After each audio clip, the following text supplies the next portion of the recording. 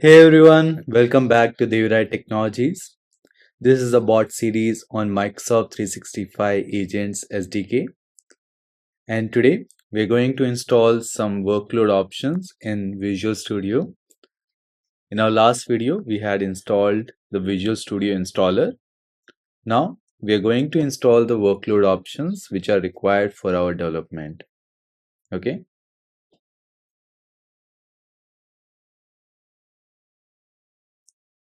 All right. So since we have installed Visual Studio installer, now let's get started choosing the version that we need. Since I said that I'll be starting with the enterprise edition and preview version. To know more details, just go and watch our previous video. Okay, so we need these two workload options, ASP.NET and web development and Azure development. Okay, optionally you can also add data storage and processing. This allows you to connect to your SQL server directly from the Visual Studio. All right. Next, go to individual components and just type 365. This is a major workload that we need to develop the bots or agents using Microsoft 365 Agents SDK. It's an upgradation of Teams toolkit. All right, so let's start. It might take some time depending on your system configuration. If it is 8 GB RAM or lower internet speed, then it might take anywhere from 15 minutes to half an hour to 45 minutes as well. If you have faster machine and good internet speed, it might hardly take 5 minutes. Perfect. By the time this gets completed, as I promised in our last video, I'll also go through the extension that we'll be installing for Visual Studio Code. If you're preferring the Visual Studio Code as your default IDE, then this is the extension that you need.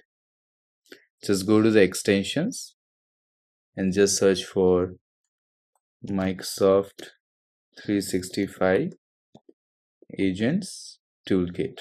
This is the one. This is the extension you need for working with Agents SDK. All right. This gives a pretty much same set of templates or project samples that of Visual Studio. The advantage here for VS Code is that you can build using any of the three languages, either C#, JavaScript, Python. And some of the samples use TypeScript as well. So that's the advantage that you have here. So you need only one extension and you can build in multiple languages. Okay. So yeah. So once you install the extension in VS Code, you will have this particular option appearing, Agents Toolkit. And from here you can choose from list of options. If you want to start with new project, and let's say you want to build a declarative agent, and let's say no action, default folder, test. Okay, so let's see what language it is using. I believe it was asking the languages before. Okay, it doesn't have the details. Okay, it's depend on the sample that you choose.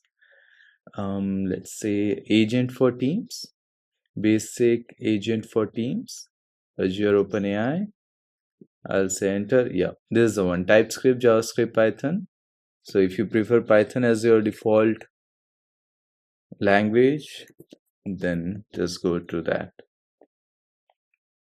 Okay, so this would create a starting solution for you to get started and implement it further.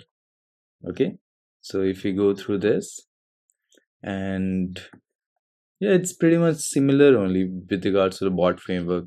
This is a method will get invoked whenever any user message is received, and this is the place you process those messages and send it back to the user. All right, so we'll see. And let's see where we are on Visual Studio installer. So it might take some time. And by the time it gets completed, we have written the blogs as well. Okay, so if you want to get started with AI tutorials, and we are starting with Agents SDK as of now.